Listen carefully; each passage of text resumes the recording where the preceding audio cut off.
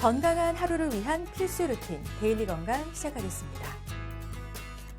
비뇨기계 질환 중에 하나인 방광암은 복부의 근육성 주머니인 방광에 생기는 악성 종양을 의미합니다.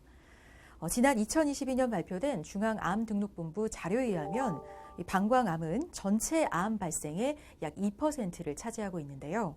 비록 다른 암에 비해서 발병률은 상대적으로 낮은 편이지만 치료 후에 재발 가능성이 높아서 지속적인 관리와 주의가 요구되는 질환입니다. 자, 오늘 데일리 건강에서는 비뇨의학과 전문의 노주환 원장님과 함께 매년 환자 수가 증가하고 있는 질환, 이 방광암에 대해서 자세하게 알아보도록 하겠습니다. 원장님 어서 오세요. 네, 안녕하세요. 비뇨의학과 전문의 노주환입니다. 네, 반갑습니다. 자, 우선은 암이 생기는 부위죠. 방광에 대해서 알아봐야 할 텐데요. 방광의 위치나 기능 등에 대해서 설명해 주시죠. 예, 방광은 소변을 저장하고 배설하는 기능을 합니다. 신장에서 피의 노폐물을 걸러 만들어진 소변은 요관을 통해 방광에 저장되었다가 요도를 통해 몸 밖으로 배설되는데요. 성인 방광의 평균 용적은 약 400ml이고 하루에 약 1800ml 소변을 만들므로 보통의 경우 성인은 하루에 약 4회에서 6회 정도 소변을 보게 됩니다. 성인의 경우 방광이 비어 있을 때는 골반 내에 위치하여 배에서 쉽게 만져지지 않으나 방광이 소변으로 차게 되면 골반 고래 앞쪽에 위치한 치골 상방으로 상승해서 쉽게 촉진되거나 타진됩니다. 소아는 방광이 치골 상부에 위치해서 방광이 차지 않은 상태에서도 복부에서 촉진이 됩니다. 네. 그러니까 소변이 몸 밖으로 배출되기 전에 저장하는 공간이 방광이라는 건데요. 자, 이런 방광에 생기는 악성 종양, 그럼 방광암에 대해서도 알려주세요. 네, 방광암이란 방광에 악성세포가 생긴 질환으로 방광 내부의 상피세포에서 처음 발생합니다. 방광암 유병률은 중장년층 남성에서 높은데 주 발생 연령대는 60대에서 70대이며 남성의 발병 위험도가 여성보다 3배에서 4배가량 높습니다. 네. 근데 방광암이 생기는 이 방광에는 암 외에 다른 질환도 생길 수 있는 거죠? 네, 방광염, 방광결석, 배뇨장애, 과민성 방광, 방광암 등이 있습니다. 네. 근데 말씀해 주신 이런 방광 질환들은 누구나 한 번쯤은 겪어봤을 정도로 흔한 질환으로 알려져 있는데 맞습니까? 네, 방광염의 경우 주변에서 아주 흔하게 보일 수 있고 과민성 방광의 경우에는 유병률이 30대 이상 성인의 23%에 달할 정도로 흔한 질환입니다. 네. 그래서 방광염이나 과민성 방광에 비해서 방광암은 비교적 좀 덜 흔하게 발생하는 질환이라고 생각하시는 분들이 많은데요. 그래도 방심해서는 안 되는 질환이죠? 예, 그렇습니다. 최근 10년간 방광암 환자는 꾸준히 증가하는 추세에 있는데요. 지난 2022년 발표된 국가암 등록 통계에 따르면 2010년 방광암 환자 수는 3,545명이었으나 2019년에는 4,895명을 기록하여 10년간 약 38%가 증가했습니다. 자, 이렇게 해를 거듭할수록 늘어나고 있는 방광암. 자, 방광암의 원인을 키워드와 함께 알아보도록 하겠습니다. 첫 번째 키워드입니다. 방광암의 분류. 자, 우선 방광암을 종류별로 구분해서 알아볼 텐데요. 어떻게 좀 분류할 수 있을까요? 예, 방광암에는 세 종류가 있고 각기 다른 세포의 형태를 가지고 있습니다. 이 중 90% 정도를 차지하는 방광암이 이행세포암, 6에서 8% 정도가 평편세포암이며 나머지 2% 정도가 선암에 해당됩니다. 네, 그러니까 세포 형태로 분류해 볼 수도 있고 또 진행 단계에 따라서도 좀 나뉘어진다고요? 네, 대부분의 방광암은 요로상피세포라는 방광 점막에서 생기는데요. 암세포의 뿌리가 근육층을 침범했느냐의 유무가 치료 및 예후에 영향을 줍니다. 암세포가 점막과 점막 하층까지 침범해서 뿌리가 얕으면 비근치면성 방광암이며 방광암과 방광암이 근육을 침범한 근치면성 방광암 그리고 전이성 방광암으로 나뉩니다. 네. 자, 방광암은 방광 근육층의 침범 여부에 따라서 비근치면성 또 근치면성 암으로 나눠볼 수가 있다는 건데요. 어느 경우가 더 많을까요? 예, 방광암 환자의 약 70%는 1기, 즉 비근치면성 단계에서 발견되고 방광암 1기는 비교적 수술도 간단하고 예후도 좋은 편입니다. 네. 나머지 20에서 30% 정도가 근육까지 침범한 근치면성 방광암입니다. 방광암 진단 당시에 임파선, 간, 폐 등 다른 장기로 전이가 있는 전이성 암의 경우에는 약 10% 정도를 차지합니다. 네. 근데 앞서 방광암은 재발률이 높은 암 중에 하나라고 말씀해 주셨는데요. 자, 그렇다면 근육층 침범 전인 비근 치면성 방광암의 경우 재발률이 더 좀 높을까요? 예, 점막이나 점막 하층에만 국한된 1기로 발견되면 내시경 수술로 제거할 경우 방광은 보존할 수 있지만 재발률이 무려 60에서 70%까지 보고가 되어 있습니다. 네. 근치문성 방광암인 경우에는 방광뿐 아니라 림프샘까지 절제하기 때문에 재발률은 많이 떨어집니다. 하지만 타장기로서의 전이가 흔해 예후가 나쁩니다. 네. 자, 이렇게 방광암 진행 단계별로 좀 분류해서 알아봤고요. 계속해서 다음 키워드 넘어갑니다. 흡연. 흡연은 뭐 방광암의 주요 원인으로 보면 될까요? 네, 그렇습니다. 국가암정보센터에 따르면 방광암을 일으키는 가장 중요한 위험인자는 흡연입니다. 흡연을 하게 되면 발암물질이 폐를 통해서 인체로 들어오고 소변 안에 있는 발암물질이 꾸준히 방광에 있는 점막을 자극하게 되어서 방광암 발생이 증가하게 됩니다. 근데 흡연이 주요 위험인자라면 아무래도 흡연자가 고위험군에 속하겠네요. 네, 흡연자의 방광암 발생 위험이 비흡연자보다 60%나 높다는 연구 결과도 있습니다. 네. 대한비뇨종양학회는 2009년에서 2019년 국민건강보험공단에 방광암으로 등록된 환자 4만 4천여 명을 분석한 결과 흡연자의 방광암 위험이 비흡연자보다 60%가량 높다고 밝혔습니다. 특히 지금은 흡연하지 않더라도 평생 100개비 이상의 담배를 피운 경험이 있는 경우에 방광암 위험이 비흡연자보다 30%가량 높았습니다. 네. 흡연을 일찍 시작할수록 위험도가 높은데요. 금연을 시작하면 1에서 4년 내에 방광암이 40%가량 줄고 25년 후에는 60% 감소합니다. 네. 근데 간접 흡연도 영향이 있을 수가 있다고요? 예, 드물지만 어린이의 방광암이 생긴 외국의 사례가 있습니다. 필터를 통하지 않고 담배 끝에서 바로 나오는 연기에 발암물질이 더 많은데요. 간접 흡연의 최대 피해자는 주로 여성과 어린이라는 통계가 있습니다. 자, 무심코 피우는 담배 연기에 내 아이가 병들어갈 수도 있다는 거 꼭 기억하셨으면 좋겠습니다. 자, 계속해서 이제 방광암 위험 인자까지 알아봤는데 우리가 자주 사용하는 그 염색약 때문에 방광암이 유발될 수도 있다라는 연구도 있더라고요. 이 내용도 좀 알려주세요. 네, 방광암을 예방하기 위해서는 염색도 지나치게 자주 하지 않는 것이 좋습니다. 염색약에는 암모니아, 파라페닐렌 다이아민, 과산화수소 등 수천 개의 화학 성분이 들어있는데요. 네. 이 중 가장 큰 문제가 되는 성분은 파라페닐렌 다이아민 성분입니다. 이 성분은 두피나 손을 통해 들어가서 몸속 장기에 영향을 주고요. 암에도 영향을 미칩니다. 이렇게 염색약과 암의 관련성은 꾸준히 제기되고 있는데요. 네. 방광암은 일찌감치 역학 연구를 통해서 염색약과 관련이 있음이 확인이 되었습니다. 네.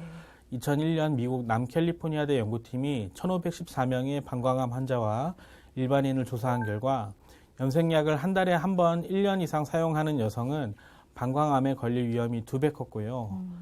같은 빈도로 15년 이상 사용한 여성은 3배 컸습니다. 학계는 염색약 속 PPD 성분이 대사 과정에서 방광에 머물면서 방광세포의 변이를 유발, 암을 일으키는 것으로 추측하고 있습니다. 네. 잦은 염색도 좀 주의할 필요가 있을 것 같습니다. 자, 이외에 방광암의 발병 원인 또 어떤 게 있을까요, 선생님? 예, 그 밖에도 연령, 업무로 의한 각종 화학약품의 노출, 진통제 및 항암제, 감염 및 방사선 치료 등이 방광암의 위험인자로 알려져 있습니다. 네. 자, 그럼 이제 다른 배뇨 질환과의 연관성도 좀 짚어보겠습니다. 특정 배뇨 질환과 방광암이 발생에 어떤 연관이 좀 있을 수 있을까요? 네, 만성적이고 재발성이 있는 하부 유로 감염이 있는 경우에는 반복적인 방광 점막 자극으로 인해서 편평상피 세포암의 위험이 증가합니다. 그 외에도 방광의 편평상피 세포암은 방광 결석 또는 요도 카테터를 오래 위치한 경우에 잘 발생합니다. 네. 또 중동이나 이집트 지역의 풍토병인 방광 내에 기생하는 주혈흡충이라는 기생충에 의해 방광암이 발생하기도 합니다. 네. 근데 말씀해 주신 중에 그 요도 카테터라는 게 뭔지, 그러니까 어떤 경우에 요도에 쓰는 건지 좀 알려주세요. 예, 유도 카테터라는 것은 쉬운 말로 표현하면 소변줄입니다. 환자가 배뇨 곤란이 있거나 네. 척추 손상으로 인한 배뇨 기능 상실이 있을 때 유지하는 카테터라고 볼 수 있습니다. 또는 다른 기타 이유로 전신마취 수술 후에 회복 시에 환자 거동이 어려울 때 요의 배출을 위해서 하루 이틀 정도 유지하기도 합니다. 네. 그러니까 소변줄을 오래 사용하는 것도 방광암의 위험 요인이 될 수 있다는 거 참고하시기 바라고요.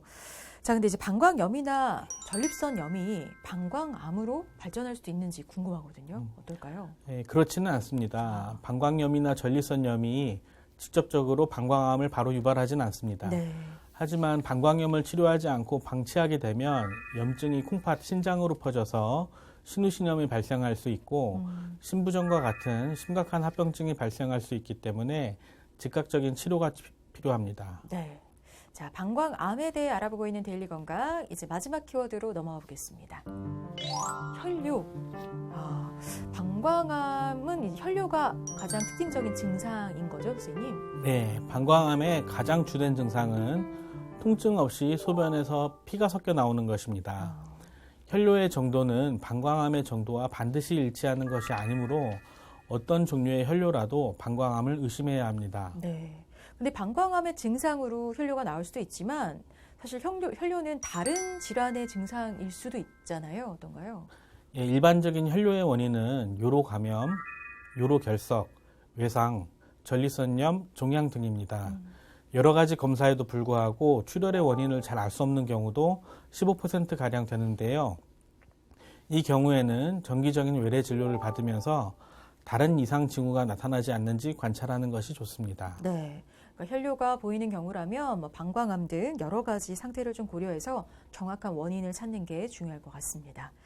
자, 근데 이제 혈뇨가 주된 증상이긴 하지만 통증 같은 다른 증상은 전혀 없나요? 예, 방광암이 괴사를 일으키거나 결석이 동반된 경우 혹은 상피내 암이 동반된 경우에는 갑작스러운 배뇨감을 보이는 긴방뇨, 배뇨시 통증, 빈뇨와 같은 방광 자극 증상을 보일 수도 있습니다. 네.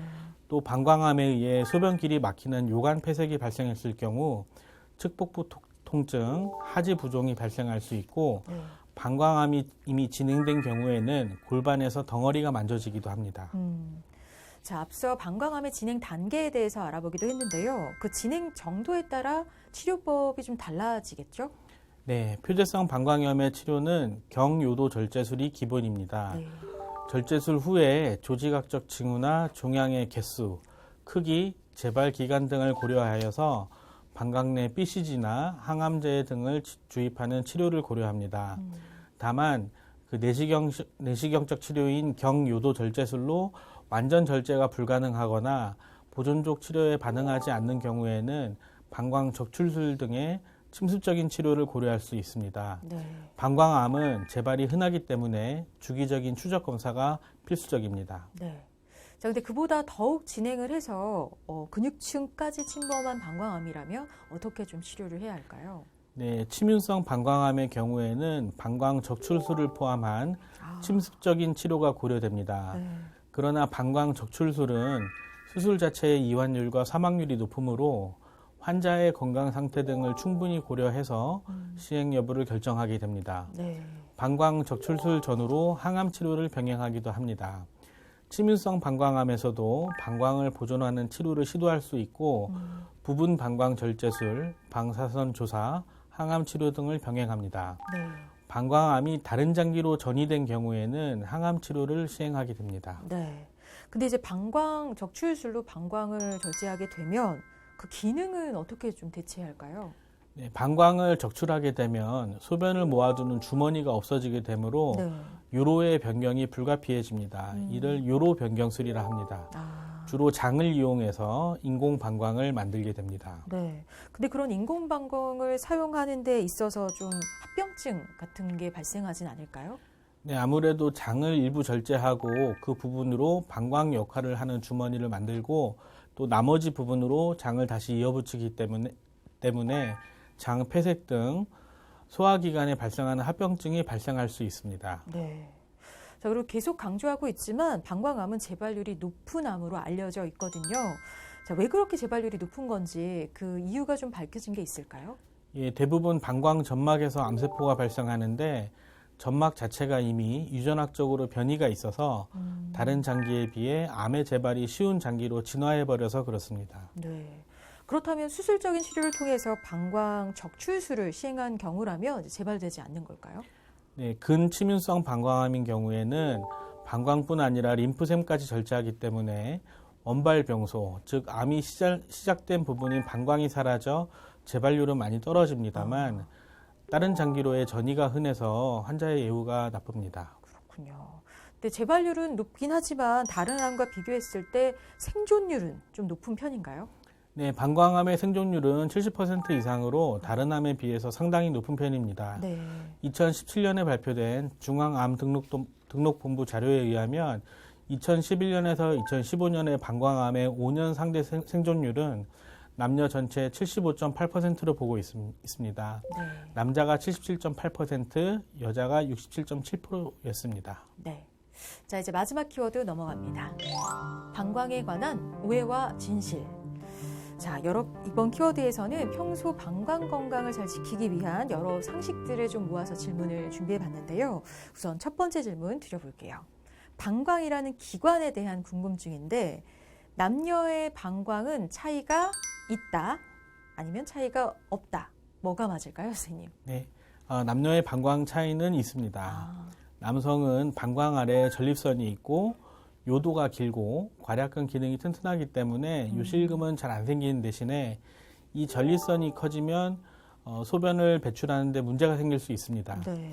반대로 여자는 전립선이 없고 요도가 짧은 대신에 괄약근이 약해서 요실금이나 방광염 같은 질환이 더 잘 생깁니다. 그렇군요. 자, 그럼 남녀의 방광 차이는 있다고 대답을 해주셨는데 그러면 소변은 남자가 더 잘 참는다? 아니면 여자가 더 잘 참는다? 이건 어떻게 맞을까요? 네, 방광의 출구를 죄고 있는 괄약근 구조의 경우 근육이 남성은 안팎으로 2개가 있습니다.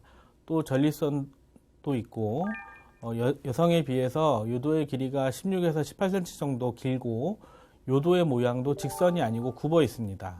그래서 남자는 소변이 급할 때 소변이 나오는 길이 더 길기 때문에 소변을 더 잘 참을 수 있고 그에 반해 여자는 괄약근이 안쪽에 한 개밖에 없고 전립선도 없을 뿐더러 요도의 길이도 4cm로 짧은 데다가 쭉 뻗어 있는 형태라서 네. 소변을 참기가 남자보다 어렵습니다. 그렇군요. 소변은 남성이 더 잘 참는다.